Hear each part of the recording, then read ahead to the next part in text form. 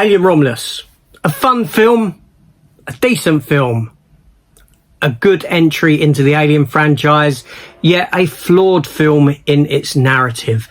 It does have its problems, and it is time to script doctor this crap. Alien Romulus came out at the latter part of last week, and I've been sat on it, I've been mulling it over, and how can I improve upon this film if I were a script doctor? What would I do to alleviate the film's problems? That's what we're going to discuss now, because even though it is a good film, it's a film that I thoroughly enjoyed, it isn't without issue. And some of these issues are problems from other Alien films as well. So this video is going to contain spoilers, because I'm going to go into detail about some of the plot elements and how I would repair them.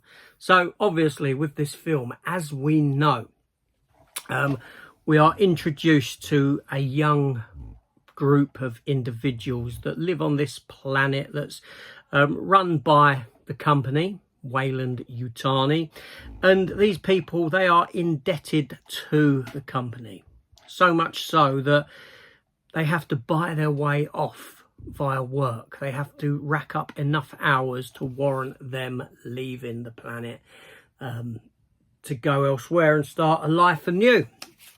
And this is what sets off the events of the movie, because the main star, she isn't allowed to leave. She thinks she's clocked up all her hours, only for Weyland-Yutani to have upped the quota. And thus, with some friends, they get a spaceship, and they know that there's this, or one of her friends knows that there's a spaceship coming over in orbit, and they could possibly get to it to find some cryo tubes that they can utilise to get them through the space journey to the place that they want to get to. Only it's not a spaceship, it's a space station, the Romulus, that is on a collision course with the rings, much like Saturn, of this planet. There's only a limited amount of time that they can get on board and get what they need. They don't know this at the time until they get on board. But here lies problems in the script, and this is the first area of bone of contention that I have with the narrative of this film. The ease in which these individuals manage to get off of this planet in this ship and up to the Romulus. Why is it that Weyland-Yutani aren't doing anything about the issues on board? Why haven't they had a crew of people try and get on board and recover, the wealth of information on board regarding the xenomorphs, etc, etc? Why hasn't this stuff happened? There's questions here that need answering. So first of all, the ship problem. The problem is the ease at which these individuals have got a ship. Does this planet not police the comings and goings of vessels? Is it that easy for people just to take a ship up to this Romulus space station? Well, there's the first problem. So as a script rewrite, what I would have done is the following. So the individuals that actually have this spaceship, that pilot this spaceship, they need a reason. They need a reason to get up there into space. It could be any reason other than, well, let's just go up there and see if we can find what we need. Okay, so any reason could be written into the context of the narrative for them to get up there. These are individuals that work for Weyland-Yutani. It could be that they have works going on up there that they need to get up there for, and they can break away from that with slicing communications or whatever. We've got a communication problem, etc, etc, to get where they're going. Okay, so that's the first thing that I would alter in the script of this film, just to give more purpose for them actually leaving the planet without detection, etc, etc, and they take on board the main character and the android as well, they're kind of snuck on board to get to this space station. Now the question arises, why hasn't Weyland-Yutani attempted to get anything from this space station? Why hasn't anyone else attempted what these people are attempting, or anyone else out there, any sort of junkers come across this space station that's derelict and thought, let's try and see what we can salvage from it?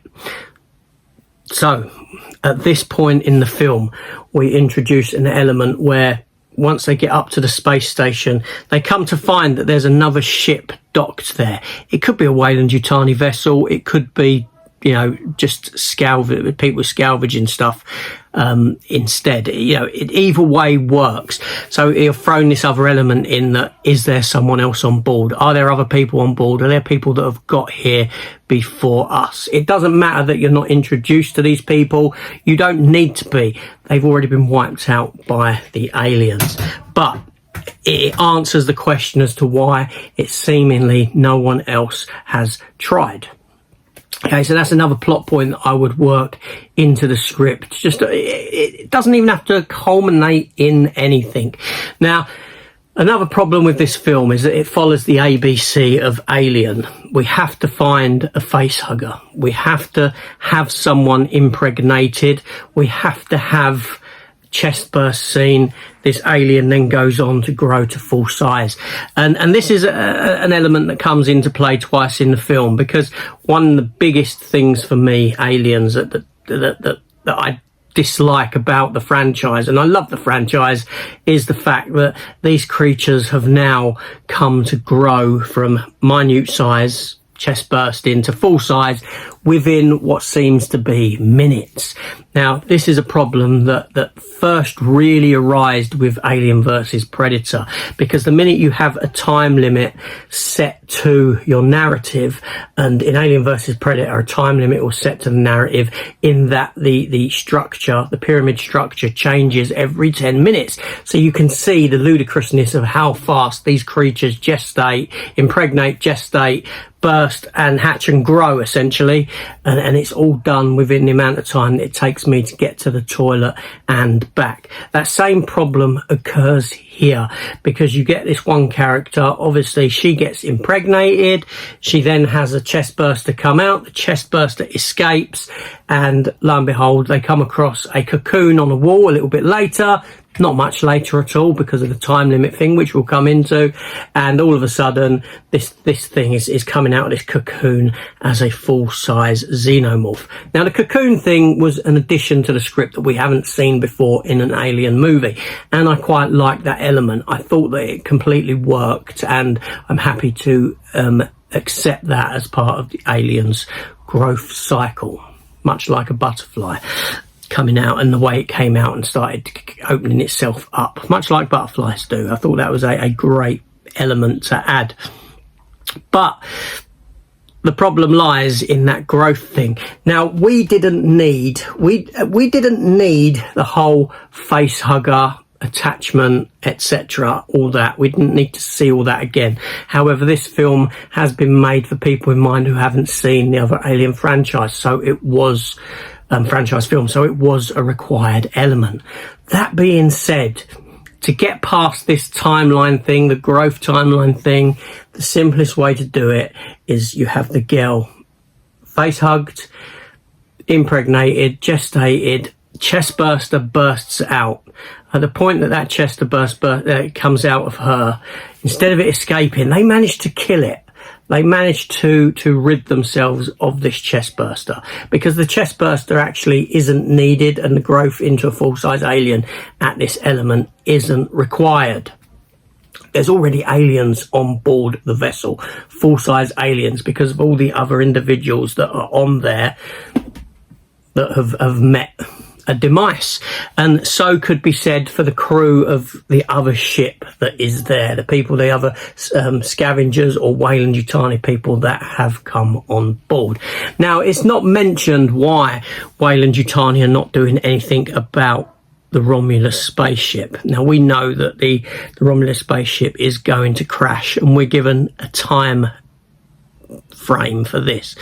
And about halfway through the film, we're told it's only 45 minutes. About 45 minutes till this space station crashes. And that's how long you've got to get off, to get what you need to get off of this space station. Okay, another element that really isn't required, but let's go with it.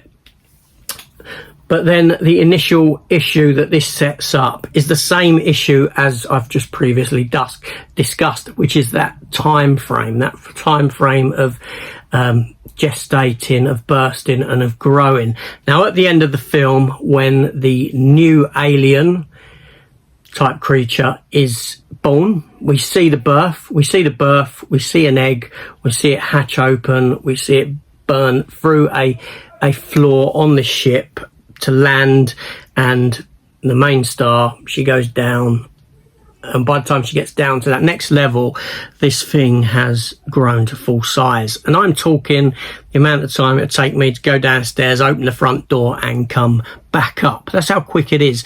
You know, if you were sat here watching that happen, this thing would just go in front of you, which is, again, complete ludicrousness. Now, again, a lot of this stuff here is the kind of body horror aspect that's been put into the film just for shock value, and that is the girl birthing this egg thing. I would have got rid of that. I would have completely got rid of it. It's fine having it as a plot element. You can keep it in as a plot element, but you don't need to visually see it. And I'm not saying that because it grossed me out or anything like that.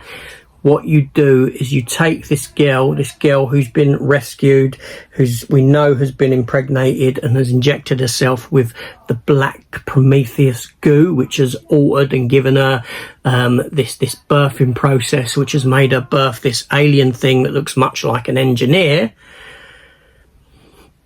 But what if we get her into a stasis chamber earlier in the film? Now, I know it's a stasis chamber. Forget that, okay? Forget that element. But she's been put into this for safekeeping so that when they get to where they're going, she can be operated on. And at this point, you have the rest of the film occur, and for the main girl to escape, you know, she goes back for her brother, and more time passes. She gets back onto this vessel. The vessel escapes. The Romulus crashes. She's on this ship. She's prepping stuff to leave, to whatever. Time passes. A bit of time passes. She goes to put herself into a chamber, only to find that this other chamber that they've put this girl in has malfunctioned. She opens it up. Or it's already, no, she doesn't even open it up. It's already opened up. She goes in, malfunctioned. It's opened up. There's blood everywhere. The girl is dead. She sees the acid on the floor going down to the next level. She goes down to find out what's occurred, at which point she finds the giant humanoid alien, thus taking out the ludicrousness of the time scale of events that have occurred there with the growth of this thing. Okay, and in this, you solve a lot of problems. You know, they're the things that I would change in the script. Just little script details here and there that I would alter to make the script that much tighter and to make that much more sense. Just those little elements there. Yeah, so let me know what you think of these ideas, whether these ideas you think would work for you, not work for you, or would you find accepting the fact that these people had this ship that they could just get off the place with, and nothing had been done with the space station, seemingly no one else's involvement, that the growth of the aliens is fine, that you're fine with the fact that they grow within like literally seconds, which, come on, that is silly. That is silly. And it's never really a plot point that's really ushered into a film before. We know it's been quick, but we haven't seen it until a time element was put. Alien versus Predator and the changing of the pyramid, 10 minutes. And here you got 45 minutes to get off of this space station before it crashes. You know, these are things that just needed to be altered to make that script a bit tighter, to make it make that much more sense.